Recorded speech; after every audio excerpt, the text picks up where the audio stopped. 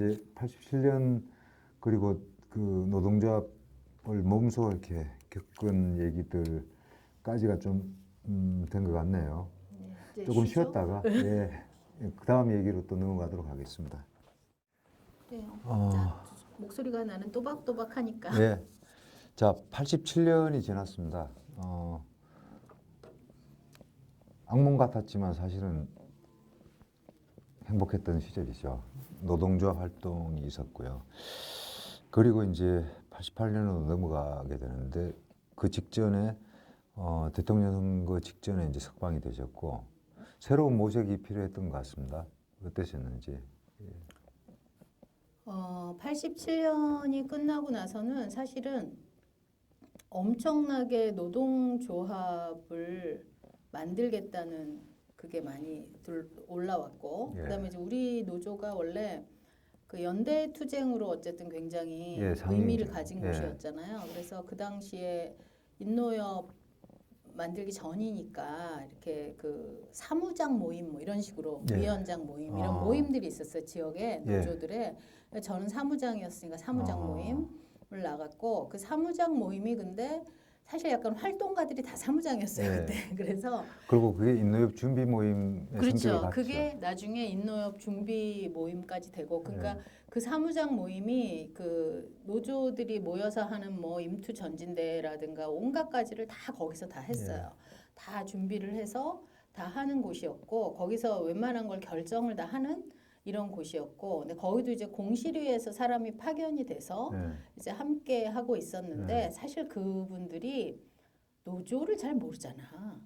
그러니까 네. 지금 생각해 보니 실전 경험이 없던 거죠. 그때는 지도자라고 네. 생각했지만 사실은 아무것도 모르는 사람들이잖아. 근데 그래서 이제 뭐 그래도 그렇게 해서 모임이 유지되면서 이제 사무장 모임을 되게 열심히 했죠. 열심히 했고, 나는 이제 그 전에는 그 사무장 모임에 우리 위원장이 나가고 있었어요. 예, 위원장이지만 이게 실무 활동가니까. 예. 그래서 나가고 있다가 제가 나오면서부터는 예. 사무장 모임을 나왔고, 그때 이제 그 대응기계 그 노조에서 있었던 노조 사무장이 홍상철. 홍상철이 네. 그 구사대 이렇게 그 지역에서 태엽물산 노조를 지원하는 투쟁이 계속되고 있었는데, 예. 내가 구속된 동안 그 중간에 이 지역에서 노조들이 연대해가지고 같이 이렇게 투쟁을 붙었을 때, 저쪽에서 이제 구사대가 경찰이 둘러싸고 있는데 경찰 앞에서 칼을 휘두른 거예요.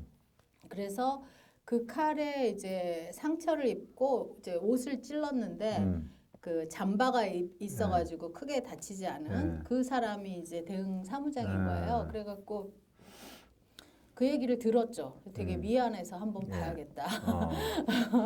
고맙다는 표현을 해야겠다. 이 정도 생각을 했던 거고. 근데 대응기계가 이제 500명짜리 사업장인데 500명이 다 같이 나오는 이런 스타일로 거기는 연대를 했거든요. 효성동 골짜기에 있었죠. 그렇죠. 효성동 골짜기 방위산업체고. 그래가지고 이제 사무장 모임에서 만나게 됐죠. 근데 이제 사무장 모임 나가기 전에 우리 오자마자가 대선 전날이라 그랬잖아요. 그래서 이제 구로 연투가 시작돼가지고 거기도 갔어요. 대선 다음 날. 그래갖고 아무튼 거기도 갔다가 와서 무슨 어디 노조 뭐 지원도 갔다가 뭐 막 정신을 못 차리고 있다가 어쨌든 사무장 모임을 같이 해서 그때 만난 그 사무장들이랑 대부분 계속 끝까지 교류를 했죠. 지금도 교류해요. 많은 이들은. 그래서 그거를 했고, 그러면서 이제 인노협 준비위원회를 만들기로 이렇게 돼 있었고, 그러니까 88년에 엄청나게 많은 노조가 생겼고 상담이 들어왔어요. 그래서 제 기억에 이제 저랑 그 해협에 있던 그 누구야, 우리 김태임 씨랑 이름이 그때 딴 이름이, 그리고 우리 둘이 이렇게 가끔 만나서 어디 길을 지나가면 여기는 노조 결성하기 좋겠다 이러는 중국집이라든가 그런 장소를 어디만 가면 여긴 30명이 들어갈 수 있나? 여기는 뭐 그런 거를 할 정도로 88년에 노조가 진짜 많이 생겼어요. 그래서 그거 지원을 많이 했고, 그다음에 이미 생긴 노조들이 이제 그 활동을 시작했는데, 제가 이제 계산 통계학과를 나왔거든요. 네. 그래서 취업은 컴퓨터로 했지만 통계가 붙잖아. 네. 그래서 통계부장 모임도 했어요. 조사 통계부장.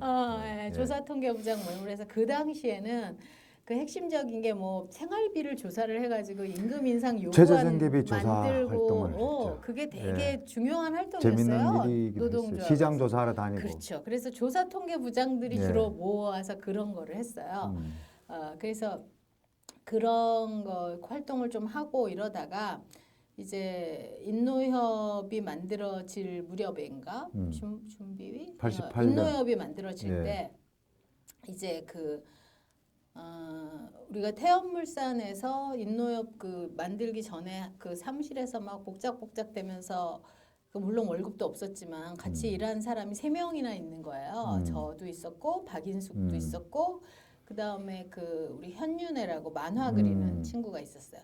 그 3명이나 되고 조그만 회사에서 그러니까 약간 좀 부담스러워하기도 하고 그 다음에 이제 새로 결성을 하는데 뭔가 그때도 정파 간의 대립 막 이런 게 좀 있었을 때여가지고 그 누가 됐든 한 사람이 했으면 좋겠다 뭐 이런 말이 있었어요. 그래서 내가 볼 때는 박인숙이 그때까지 노조 연대를 되게 열심히 했기 때문에 하는 게 좋겠다 이런 생각이 들어서 저는 정리를 했어요. 저는 인노협을 정리를 했고 정리를 했을 때 그 산업선교회에서 들어와서 이제 일꾼 자료실에 월급을 줄 테니 일꾼 자료실에서 자료 만드는 일을 좀 같이 했으면 좋겠다. 그럼 교육이나. 그때 동함에 있던 일꾼 자료실이 이제는 산업선교회로 옮겨진 그때는 건가요? 예, 산업선교회로 이미 옮겨지고 없었어요. 혹시 소성노동자회 소성교회가 있었는데 예. 소성교회는 그 기장교회고 그 자료실을 그쪽으로 옮긴 건 아니었죠? 아니에요. 전혀 관계 없어요. 예. 소성교회는 아주 별개고요. 그 다음에 오히려 우리는 어디랑 가까웠냐면 노조 중간에 투쟁 준비하고 우리는 막 맨날 투쟁 연속이니까 노조 할 때 그 서구에 있는 그 김병기 목사가 하는 교회가 있어요. 이름이 생각이 안 나. 고백교회 서구 가정동에 고백교회는 김영철 김영철 목사가 목사. 하는 예장교회고요. 서구의 가정동에 있는 그 새벽교회? 윤인중 목사가 했던 새벽교회? 새벽교회는 또 그것도 갈산동 쪽이 저기 가자동이고요. 다른 교회가 있어요.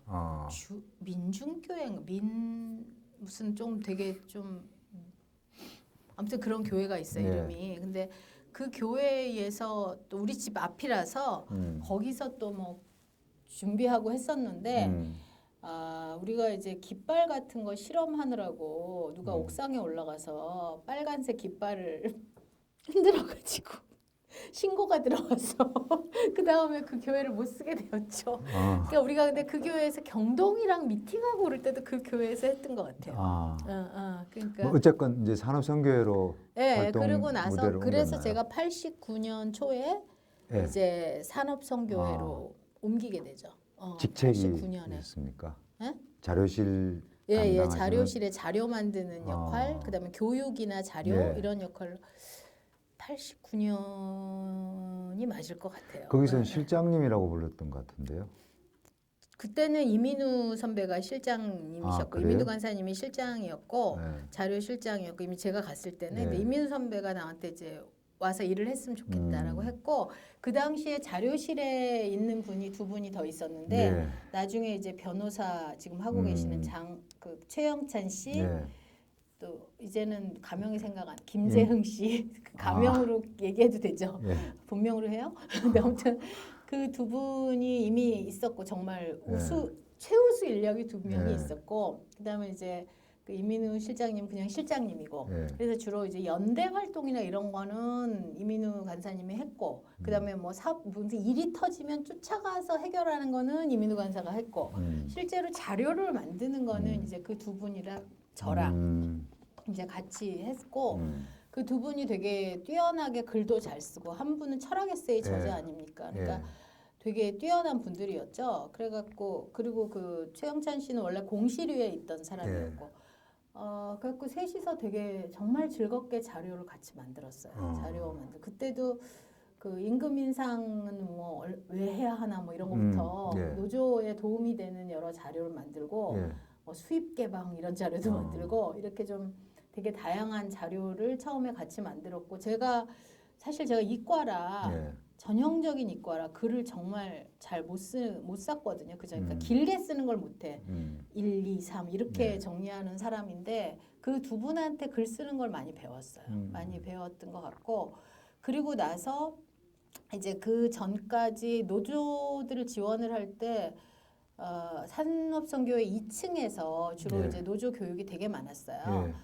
되게 많았는데 그거는 이제 산선이 주도한 건 아니었죠. 그러니까 저도 노조 간부로서 그 교육에 많이 참가를 했는데 이게 어느 정도가 되고 나니까 그 다음에 지역에 상담소 같은 게 되게 많이 생겼어요. 부평에도 여러 개 생기고 막 여러 개 생겼는데 그 상담소가 이제 그 인천에 고질적인 문제가 있잖아요. 각 정파가 한 개씩 상담소를 내다 보니 그 노조 간부들이 오면 그 사람들을 이렇게 뭔가 그 정파의 사람으로 이렇게 조직하려고 하는 게 너무 강하다 보니 노조에서 그런 교육을 자꾸 기피하게 되는 거예요. 의식화 교육이었는데 말하자면 옛날에는 다 종합편이었죠. 뭐 정치, 경제, 뭐 사회 이렇게 종합편인데 좀 기피하게 되기도 하고 나는 이제 원래 이제 말하자면 생 노동조합 출신인 거니까 그게 나도 좀 마음에 안 들었어요. 그러니까 노동조합 간부들의 의식은 높여야 하는데 의식을 높이려면 어느 조직에 들어가야만 하는 거잖아요. 그래서 그거는 아닌 것 같다 해가지고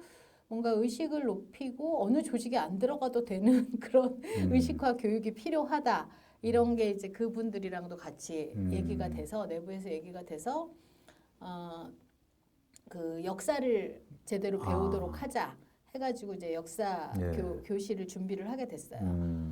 준비를 하게 됐고 그 이전에는 내가 산업선교회 가서 한 것 중에 인상 깊은 건 역사 교실 전에 그 여러 개의 상담소가 있었잖아요. 그 상담소끼리 연합해가지고 또 교육을 했었어요. 한 달에 한 번씩 교육을 하는 게 있었어요. 상담 단체 협의회. 그렇죠.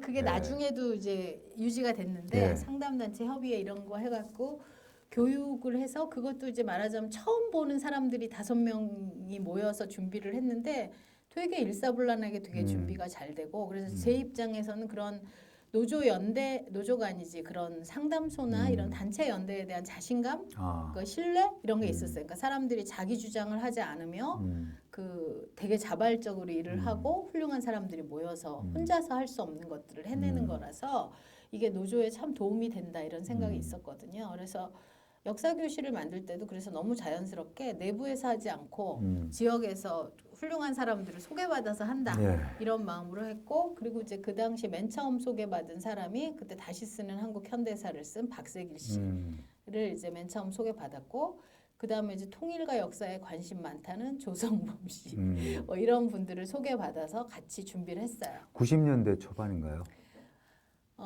그래서 89년 말부터 준비해서 90년대 초에 이제 처음 시작했죠. 강좌를 시작했군요. 90년에 한 봄에 처음 이제 시작을 하게 됐고 처음에는 여기에 사람이 많이 올 거라는 생각이 없어가지고 그 조성범 씨는 그 다음에 좀 준비만 하다가 빠졌고 이제 남동 상담소에서 임성택을 파견을 했고 뭐 이런 식으로 이제 상담소에서 한 명씩을 또 보낸 거예요. 그렇게 해서 그 일꾼 역사 교실을 시작한 거예요. 유혜란 씨도 어디 무슨 상담 노동 연구소인가 아무튼 뭐 거기서 어디선가 한 명씩을 다 보낸 거예요. 그걸 하겠다는 사람들을. 그러니까 모여놓고 보니까 사학과 출신이 많더라고요.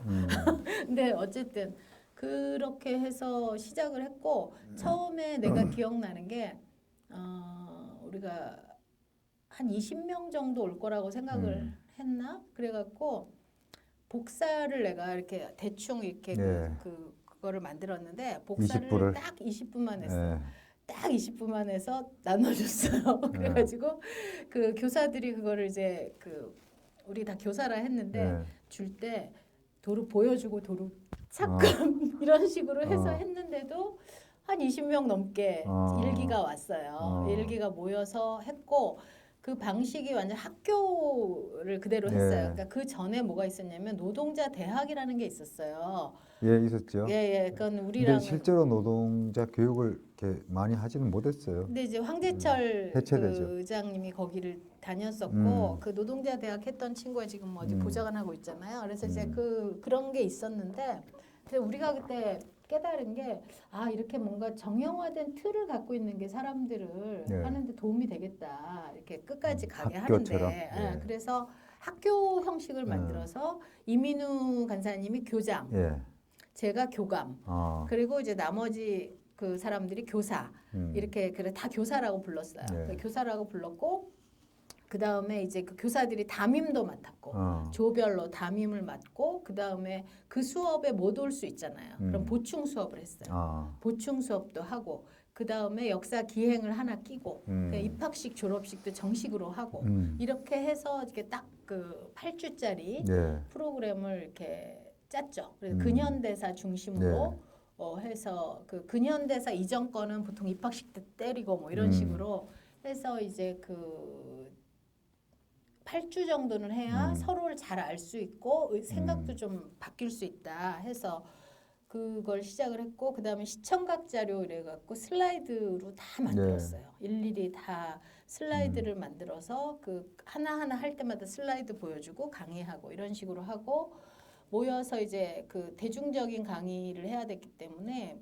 모여서 제 인생에서 회의를 가장 길게 한 시기는 그때인데 그 하루 종일 회의를 하면서 그 연습을 또 시키고 발표 그때 우리는 그걸 시연이라고 했었지 리허설 그거를 하면서 시강을 했군요. 시강을 잘 안 되는 사람은 6번까지도 시켰어요. 한 번 강의를 가기 위해서 6번 한 번에 통과되는 경우는 한 명도 없었어요. 하다못해 박세길도 2번 이상. 왜냐면 자기가 아는 게 많은 거랑 잘 전달하는 거랑 다르고 그다음에 이제 토론 주제를 잘 잡는 거, 그다음에 이제 민감한 문제 있잖아요. 뭐 한국 전쟁 같은 거를 어떻게 잘 전달하고 우리는 이걸 통해 뭘 전달하고 싶은가 뭐 이런 것들을 굉장히 많이 토론하고 리허설하고 이렇게 해서 정말 굉장히 다듬어서 그 역사 교실을 하게 되고요.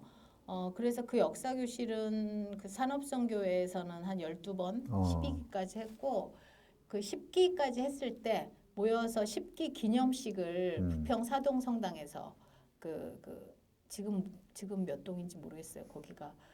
거기 그 뭐지? 부평시장 앞에 있는 예전 성당. 부평구청 옆 예. 그죠? 거기서 보통 거기 부평성당이라고 했죠. 그쵸. 예. 거기서 그러면 4,500명 졸업생들이 모였어요? 그쵸. 4,500명 졸업생이 모였죠. 그래갖고 그때 이제 눈이 맞아서 결혼한 사람도 있고 우리 박명숙. 그래서 이제 그 다음에 기수마다 다 졸업생 대표를 정하고 기수마다 그 이렇게 기별 동기 모임 같은 거를 했어요. 근데 1기하고 2기는 1기가 숫자가 작았기 때문에 2기는 많았고 나중에 통합해서 그럼 모였고. 보통 한 회당 30명. 30명 내지 40명 정도가 한 기수였군요. 50명까지가 한정. 50명까지 한 적 없다. 일꾼교회 강의실이 꽉 찼을 텐데요. 2층에서 했고요.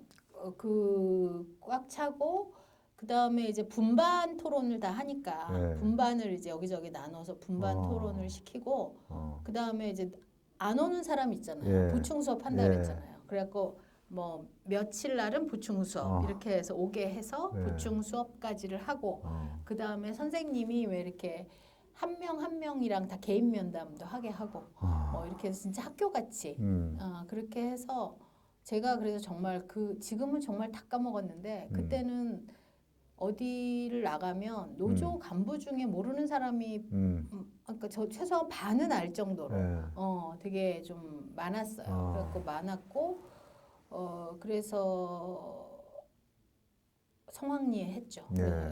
그래갖고 되게 좀 교사들도 되게 뛰어나고 되게 열심히 하고 그러니까 어떻게 보면 지금 생각해 보니까 돈 한 푼 안 주고 그래도 돈 한 푼 마지원 안 주고 선생님은 했어요. 그 일꾼교회 근무하실 때부터는 월급을 받으셨죠? 네, 25만 원 받았어요. 예.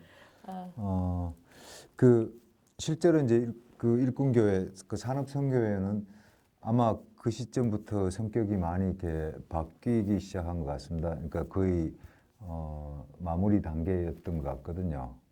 그러니까 그때 오히려 역사교실도 하고 그다음에 문화교실이라 그래가지고 문화교실이 있었어요. 그래갖고 지하실에서 풍물도 가르치고 노래도 가르치고 해가지고 뭐 그렇죠. 약간 되게 대중적 사업을 많이 했죠. 오히려. 근데 옛날 무슨 이렇게 종교적인 이런 것보다는 실제의 이제 노동조합을 지원하고 이제 노동조합 사람들을 위한 프로그램을 제공하고 이런 것들을 다 했어요. 그래서 회의 네. 때 다 그거로 초점을 맞춰가지고 다 뭐 문화부 사업계획 이쪽 사업계획 그다음에 이제 그런 식으로 좀 같이 활동을 했던 것 같고 근데 네. 남규 총무님이 그런 쪽으로 생각이 열려 있는 분이었어요. 뭐 네. 고루하지 않고 어. 뭐 이렇게 뭔가 뭐 교회적이어야 된다 이런 생각이 아니라 네. 이게 교회다 이런 생각이 어. 있어서 되게 자유롭게 네. 활동을 할 수 있었던 것 같아요. 되게 자유롭게 활동했어요.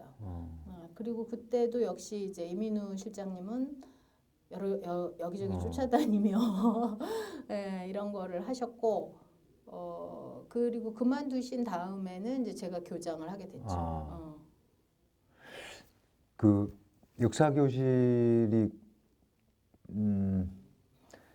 87년 이후에 노동자들 특히 이렇게 간부급에 있는 사람들한테 네. 열린 교양을 이렇게 제공했다고 보여지는데요. 예, 예. 그러니까 인천에서 그 유일한 그러니까 그렇죠. 장기간의 그 예. 학습 저는 프로그램 원칙이 정말 조직하지 않는다는 예. 원칙이 있었어요. 그래서 어느 쪽 사람이든 다 와서 듣거나 언니 조직에 속하지 않아도 의식이 성장을 했으면 좋겠다는 생각이 있고 실제로 역사교실 출신들이 그 다음에 위원장도 되게 많이 됐고 노조 활동을 열심히 하는 사람들이 그때 되게 많았죠.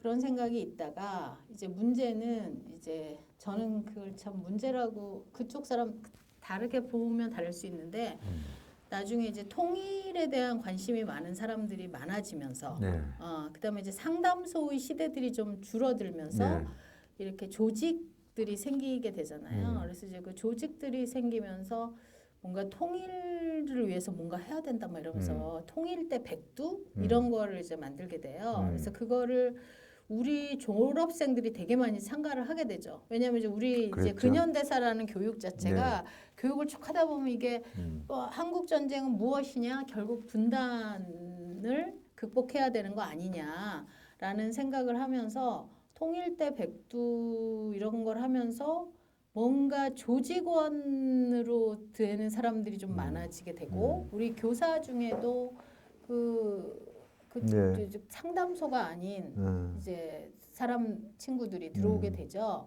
그래서 하게 되고 그렇다고 그 친구들이 뭐 조직화를 하기 위해서 하진 않았어요. 할 때는 정말 충실하게 교사 역할만 했는데 그 이후에 아무래도 조직화를 하게 되잖아요. 우리 교사들도 이제 그쪽 조직에 들어가게 되고 막 이러면서 사실 좀 원래의 저의 취지랑은 좀 달라지게 된 거죠. 그 아까도 말씀을 잠깐 드렸는데 87년을 기점으로 해서 산업선교의 성격이 조금씩 바뀌기 시작했고 그리고 이제 사실 2000년 전 정도가 되면 그러니까 90년대 말 정도가 되면 종전의 이렇게 산업선교로서의 역할들을 이제 정리를 하게 되거든요.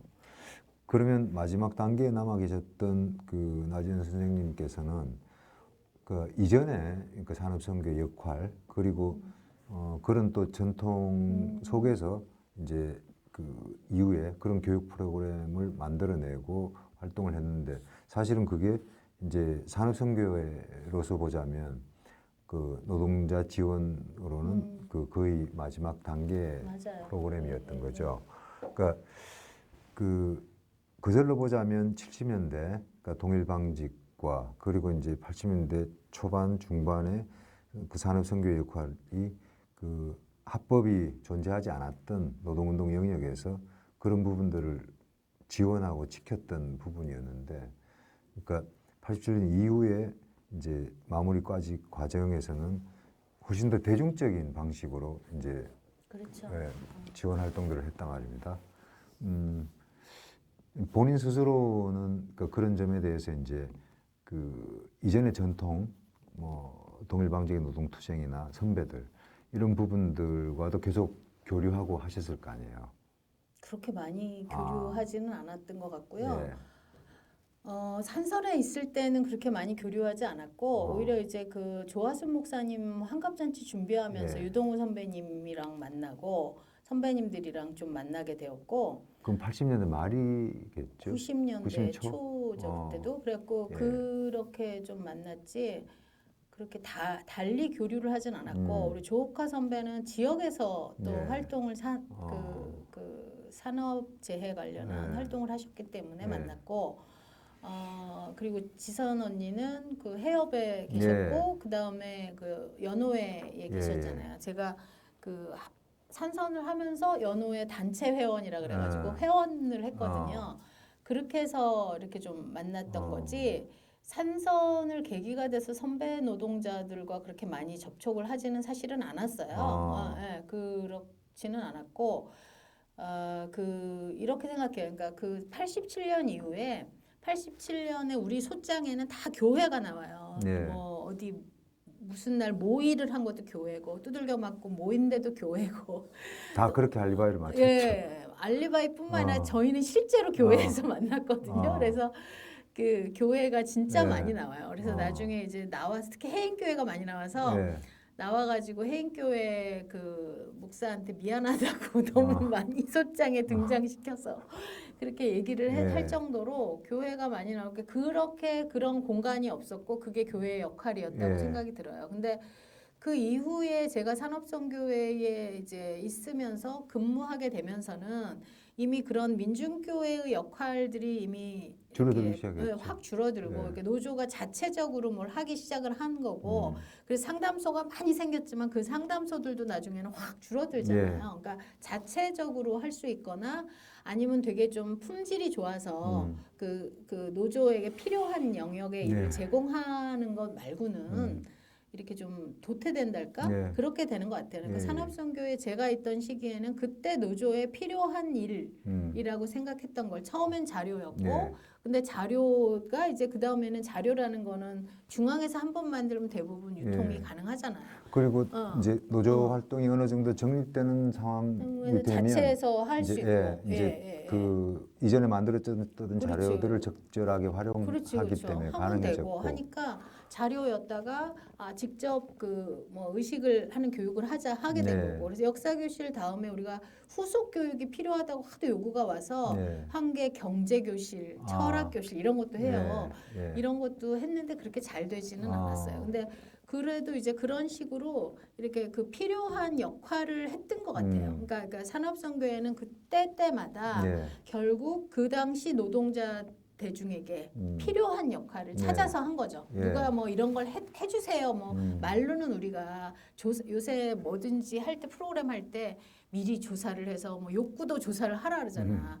근데 욕구도 조사를 누가 와서 미리 나 이런 거 해주세요, 이런 거 해주세요 하는 사람 없고 그런 말을 듣는들 그 사람 개인의 욕구지 전체 욕구는 아니거든요. 근데 이때 필요한 욕구가 무엇인가를 분석해서 그 역할을 계속 해왔던 거죠. 70년대는 70년대에 맞게, 80년대에는 그 엄혹한 시기에는 엄혹한 시기에 맞게, 87년 이후에는 노조가 웬만한 건 알아서 할 수 있으니 웬만하지 않은 영역, 뭐 문화의 영역 그런 이제 어떻게 보면 요즘의 인문학 교실 아닙니까? 요즘 인문학으로 이름 바뀐 그 역사 교실, 역사만큼 많이 사람을 변화시키는 건 없거든요. 생각해 볼 수 있는 계기도. 그러니까 역사 교실이라는 거를 했고, 그런 역할을 했고, 그 이후에 새로운 역할을 이제 찾아야 하는데 새로운 역할을 찾지를 못한 거죠. 찾지 못한 상태에서 저희도 이제 그 상근했던 훌륭한 인력이 그 한 친구는 병원 노련에 취직을 해갔고 뭐 한 친구는 이제 아이쿱 생협에서 뭐 일을 하게 됐고 뭐 이런 식으로 이렇게 시대의 변화에 따라 이제 역할을 찾는 것 같고 우리가 그때 마지막에 역할로 찾았던 거는 사실은 건물을 하나 져서 운동단체라든가 노조가 편하게 이렇게 활용할 수 있는 공간을 만들자라는 목표를 정했는데 그게 잘 안 된 거예요. 95년 정도 그렇죠. 됐죠. 그래서 백마교회 자리에 이제 빌딩을 올려서 한 층은 뭐 다 그 뭐 단체들이 쓰고 이런 생각을 했던 거예요. 근데 그게 이제 이러저러한 이유로 잘 안 된 거죠. 근데 최종적으로는 노동연구원으로 이렇게 그렇죠. 저는 나 선생님도 이제 어떻게 보면 개인이기도 하지만 최소한 그 그 일꾼 자료실이라는 명맥을 이으면서 네. 일을 할 필요가 있었던 거예요. 그러니까 이미 네. 그 새로 총무를 맡은 사람은 음. 교회적인 걸 다시 하고 싶어 했고 예. 교회적인 거에 노동이 현재의 사명이라고 그 사람은 생각을 하지 않았기 때문에 네. 사회복지선교회로 바꾸겠다고 했고 네. 그래서 그리고 그거는 이제 거기가 어쨌든 교회가 갖는 그 자기 한계 같은 게 있는 거죠. 그렇다고 제가 갑자기 목사를 할 수는 없는 거잖아요. 예. 심지어 이제 그때 우리 많이 힘들었을 때 저보고 총무를 하라고도 그랬어요. 그 친구가. 그러니까 남규 총무님 목사님 남규 그리고 그 다음에 총무님이 김창국 그렇죠. 목사님 김창국 목사가 까지는 이제 같이 아니요. 네, 같이 했는데 김창국 목사가 사회복지 선교회로 바꾸겠다 하더라고요. 아, 선교회로 그 바꾸겠다 하고 있는 자료도 다 없애고 싶어 했어요. 예. 근데 이제 그 사회복지 선교로 그리고 감리교의 사회 그 선교위원회가 있어요. 산업선교위원회. 우리 한번 같이 예. 고기 얻어먹은 목사님 있었잖아요. 예. 예, 그 산업선교위원회의 목사들이 다가 보수화되면서 이 그 말하자면 자기들이 생각하기에는 노동자들이 좀 뭐랄까 불쌍한 사람들인 거잖아. 예. 불쌍한 사람들한테 줄 돈을 해외에 쓰면 훨씬 효과가 있다.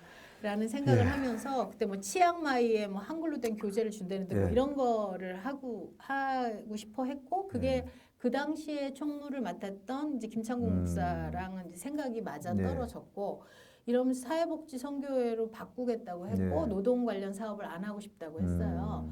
그러면서 이제 저는 이제 정리를 하게 됐는데 그렇다고 이 일꾼 자료실을 가지고 갈 수는 없으니 네. 내가 주도해서 했던 사업만큼은 내가 가져가겠다 했어요. 그래서 그러면 역사교실과 관련한 거는 알아서 하시라고 해서 역사교실을 들고 나온 거죠. 네. 예, 들고 나와서 그 제가 또 계속 정말 오지랖이 넓지만 뭐 정파와 관계없이 이렇게 하나로 하고 이런 걸 너무 좋아 꿈꿔요. 늘 꿈꿔. 인천에 네. 오면서도 계속 그런 꿈을 꾸기 때문에 그렇게 할 수 있는 곳일 거라고 생각을 해서 인천 노동연구원을 함께 만들었죠. 노동연구원 개소 때 이제 네. 남아 있었던 인천의 그 노동 상담 역량, 그렇죠. 교육 역량들 그걸 다 모았죠. 네. 한 20여 명 정도. 그렇죠. 다 됐죠. 모았죠. 거기서도 역사 교실을 하셨던 것 같아요. 거기서도 역사 교실을 네. 했어요. 그래서 제가 그때 아쉬웠던 게 역사 교실이 어떻게 보면 약간 그 우리가 소위 PD라고 하는 쪽 사람들은 의도적으로 안 보냈거든요. 네. 근데 누구에게나 역사는 필요한 거잖아요. 네. 그리고 사실 큰 차이도 없어요. 네. 제가 생각하기엔 그래서 그 친구들과 마침 만날 계기가 됐잖아요. 그래서 역사 교실을 2번을 그 친구들을 대상으로 했죠. 네. 이때까지 오지 않았던 노조들, 어떤 다른 색깔을 가졌던 네. 노조의 간부들이 와서 같이 역사 교실을 2차례 같이 했어요. 산업선교회 뒷부분 얘기들을 조금 더 네. 얘기를 좀 말씀을 들어보도록 하겠습니다. 90년대 초반에는 추방되었던 조지 오골 목사가 돌아오셨다면서요? 그 돌아오신 건 아니고 방문을 하셨어요. 아. 방문을 하셨고 제가 영어 회화는 잘 못하는데 예. 그래도 이렇게 좀 두려움이 좀 단어는 없는 편이라 예. 나보고 안내를 하라 그랬는데 예. 영어를 할 필요는 없이 예. 한국말을 너무 잘하시더라고요. 그래서 이 동인천을 한 바퀴 돌았죠. 예. 한 바퀴 돌고 저는 조지 오글 목사님은 어디서 진짜 신문에서나 봤지 한 번도 본 적이 조하순 없었어요. 목사님과 같이 움직이셨나요? 저는 심지어 조하순 목사님도 그렇게 자주 뵌 적이 없어요. 예.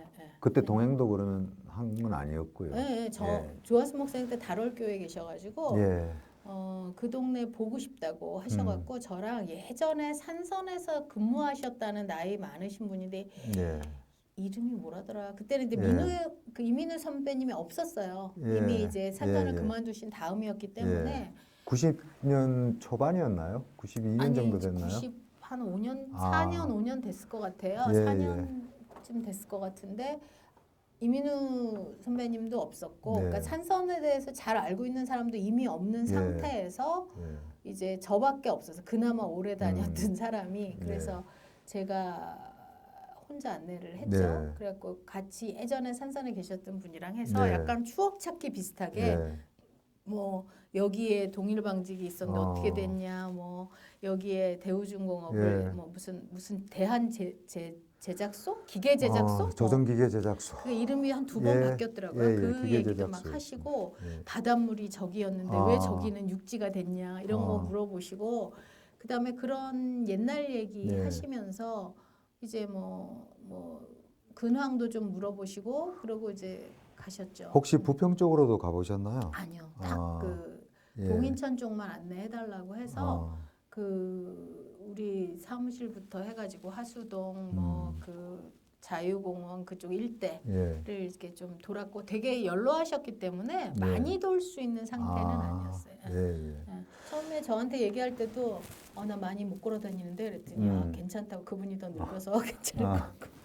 나진 선생님 저기 조화순 목사님은 뭐 그 일 때문에 이렇게 뵐 것 같지는 않고요. 예, 예. 그러니까 이제 그래도 산업선교에 계시면서 몇 번 이렇게 뵀을 거 아니에요. 아니요. 인상이 산업선교에 제가 있을 때는 조화순 목사님은 이미 관여를 전혀 안 하셨기 때문에 전혀 볼 일이 없었고 오히려 그러면- 제가 김동원 목사님은 몇 번 아. 그전 봤고 왜냐면 조화순 목사님 환갑잔치 준비하러 김동원 목사님도 내려오셨었어요. 예. 그래갖고 같이 봤고 제가 감리교 쪽에서 예전에 뵀던 분이고 예. 조화순 목사님은 이제 감리교 쪽에서 얘기를 많이 들었고 예.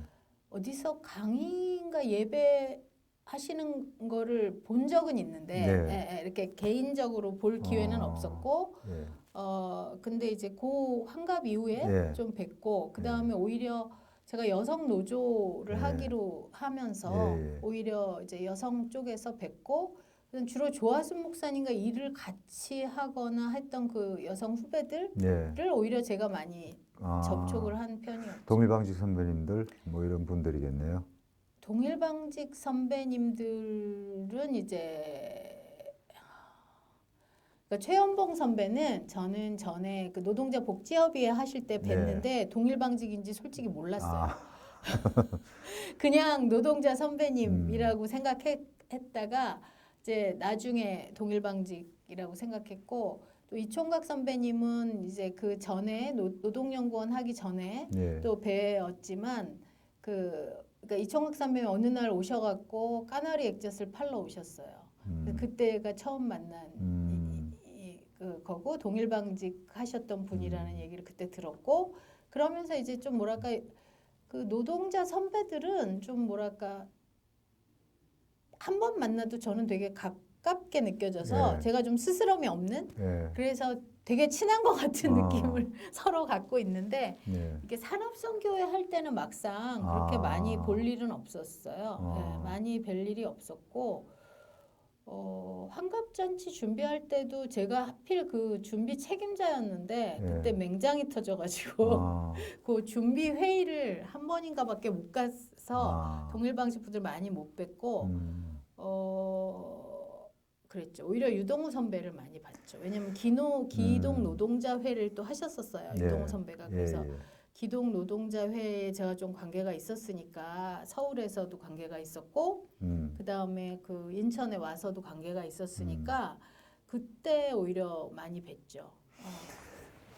개인적으로 일꾼교회 그러니까 산업선교회의 활동이라고 보기보다는 제가 받은 느낌은 노동운동을 했고 그리고 이제 87년 이후에 노동자들의 역사의식을 제고하는 그런 프로그램들을 통해서 이제 지원 작업들을 하셨는데 일꾼교회를 정리할 무렵 95년 정도 때는 또 진로에 대한 여러 가지 뭐 고민이나 이런 게 있었을 것 같습니다. 물론 이후에도 계속 노동운동으로 이제 일관해 오셨는데 그 시점이 이제 인천 노동연구원을 만들던 시점이었거든요.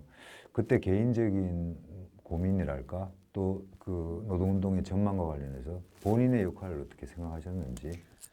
그러니까 제가 사실은 인천에서 같이 이제 일을 했으면 좋겠는 사람들이 있었는데 그 친구들이 이제 한 명 한 명씩 이제 떠나기 시작을 했어요. 같이 일을 해왔고 제가 늘 현재에 충실하다 보니 네. 현재에 충실해서 일을 했는데 뭐 하나씩 이제 떠나기 시작을 했어요. 서울로 다 갔죠. 그래서 뭐 변호사가 그렇죠. 3명이 되었고 그 다음에 이제 뭐 어디 조직에 들어가서 일을 하겠다고 떠났고 네. 그 다음에 뭐 한 친구는 선배인데 비전을 보여달라. 그럼 자기가 인천에 남겠다. 근데 그렇게 그 친구의 비전을 보여줄 만큼 내가 갖고 있는 거는 없어서 네. 또 보냈죠. 그래서 보내서 다 잘 되기는 했어요. 근데 그러면서 이제 산업선교에 거의 나 혼자 남다시피 하게 된 거죠. 그 같이 일했던 사람들은 다 떠났고, 그리고 이제 약간 제가 교회 운동을 해서 경험을 해서 그런지 산업선교회 자체는 어쨌든 이 교회 쪽 마인드를 가진 사람이 뭔가 하지 않으면 안 된다는 생각이 사실 있었어요. 이렇게 같이 맞춰서 하지 않으면 안 된다. 그런 생각이 좀 있어서 뭐 그 복지를 하겠다는 목사를 내몰고 뭐 내가 하겠다라든가 이런 생각까지를 네. 하지는 솔직히 못했고 네. 그래서 관계가 아주 나쁜 편은 아니었어요. 좀 네. 나빠져서 나오긴 했지만 예. 그런 거는 없었고 저는 이제 그게 노동운동의 제 그 뭐랄까 노동운동을 하게 되는 이 시작과 끝에도 그 교회 운동이 있었고 산업선교와의 접촉이 계속 있었던 거예요. 그러니까 제가 가리봉에서 그 노동교회를 할 때에도 거기 이제 산업선교를 했던 사람들과 만났고 기동 노동자들과 만났었고 그 다음에 인천에 와서도 결국 그 인연으로 해갖고 인천으로 정착을 하게 됐고 또 이 인노협을 했을 때 어떻게 보면 제가 나와야 할 때 제 진로를 결정할 때 그래도 좀 그 인연으로 해서 산업선교회를 쉽게 결정을 했고 그리고 제가 아는 이제 좋은 사람들을 많이 끌어들여서 함께 즐겁게 일을 했었고 그런데 이제 그때쯤 돼서는 제가 약간 산업선교에서도 사람들이 좀 떠났지만 이렇게 지역 상황이 이렇게 좀 재편되던 시기여가지고 뭐랄까 크게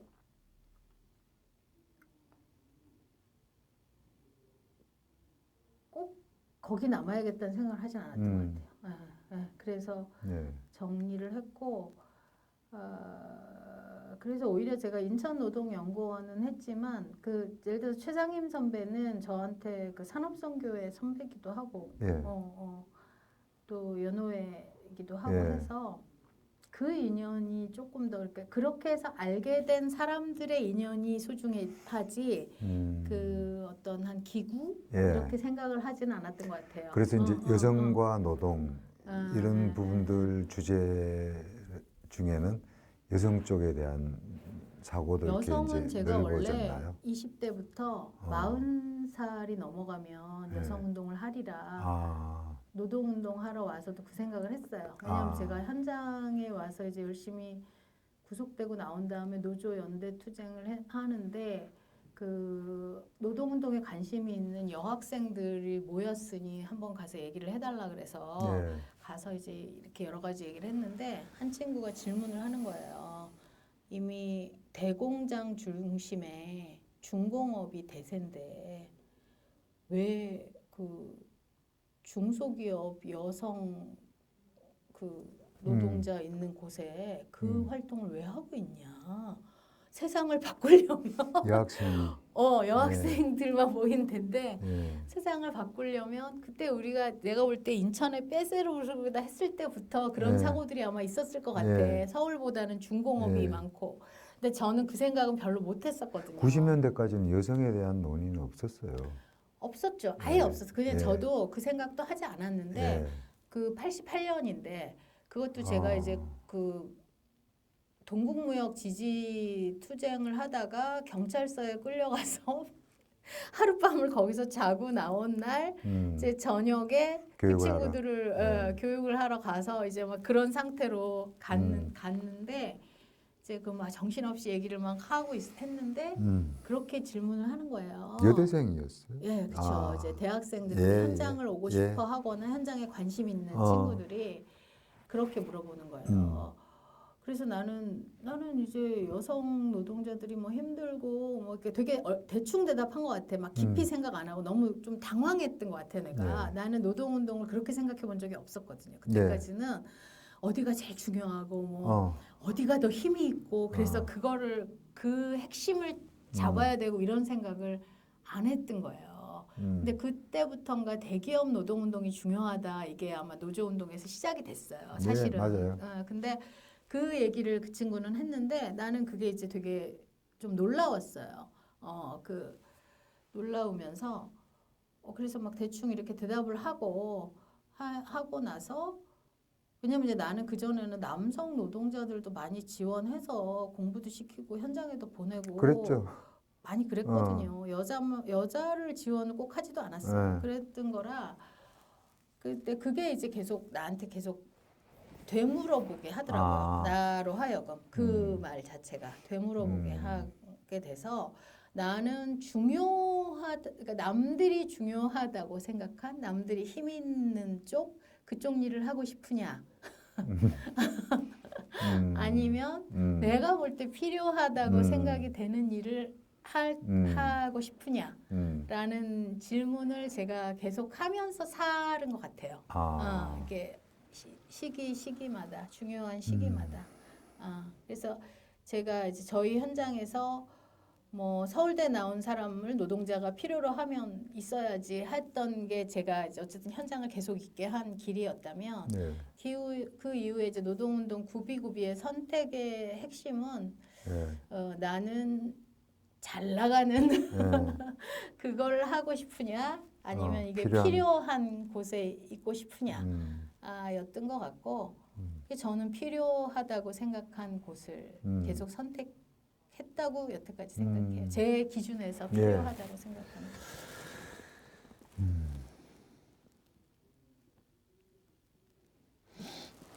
그러니까 비전이 없죠.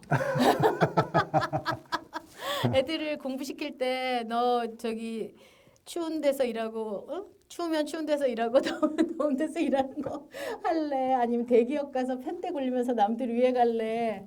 하는 건데 이제 그렇지 않죠. 필요한 것을 찾다 보니 이제 이렇게 올 수 있었던 거 아니겠어요? 예.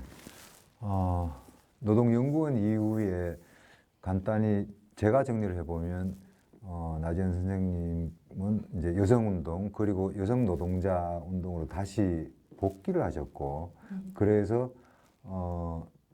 비정규직 여성들을 조직하는 일을 지금까지 하셨죠.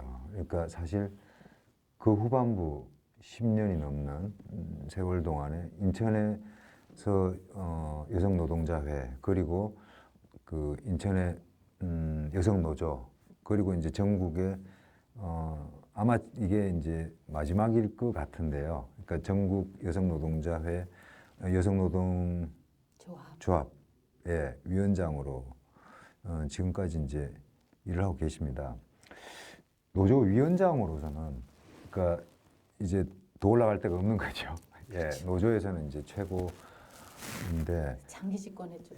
그런데 이제 어쩌면 이제 노동운동의 그 본질에 이제 지금 다시 오신 건데 몇 년 상당한 기간 동안에 이렇게 여성 노동운동 특히 이제 여성 노동조합에 이제 일을 하시면서 소회랄까 이 말씀을 좀 해주시면 마무리가 될 것 같습니다.